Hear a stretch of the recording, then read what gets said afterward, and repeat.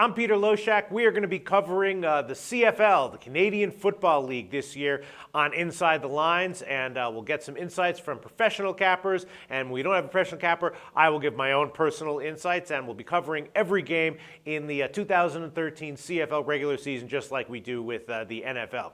So the regular season starts this Thursday. Montreal heads into Winnipeg, kicking off the regular season, and Winnipeg is a home dog, and that home dog line has gotten bet down a bit since opening. It opened at +5, now it's +4. I've recently seen it going down even to 3.5, juiced towards the 3.5 at some places.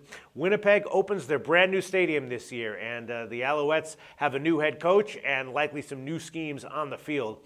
The market has also rated Winnipeg as by far the worst team in the CFL this year, at least in terms of preseason rankings. Their odds to win the Grey Cup right now, heading into the regular season, are +2,000, and no other team has odds worse than +1,000 to win the Grey Cup.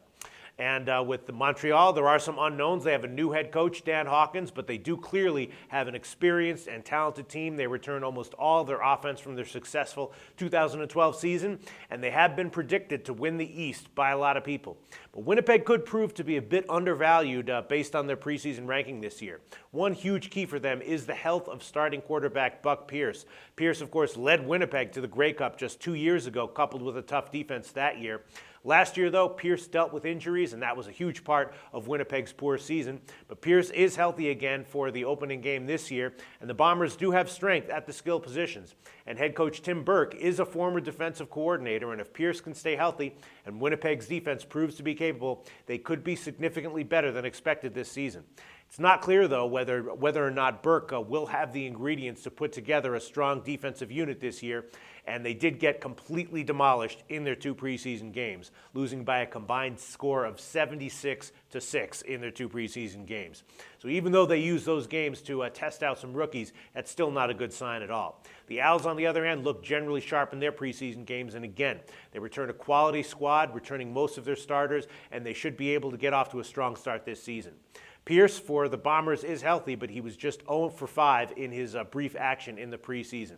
So this game is tough to call, mostly because we just don't quite know what we're going to be getting with Winnipeg. We know we'll see a quality veteran performance with Montreal, but we don't exactly know what we're going to be getting with Winnipeg. 4 points, though, is a lot to give on the road in a season opener.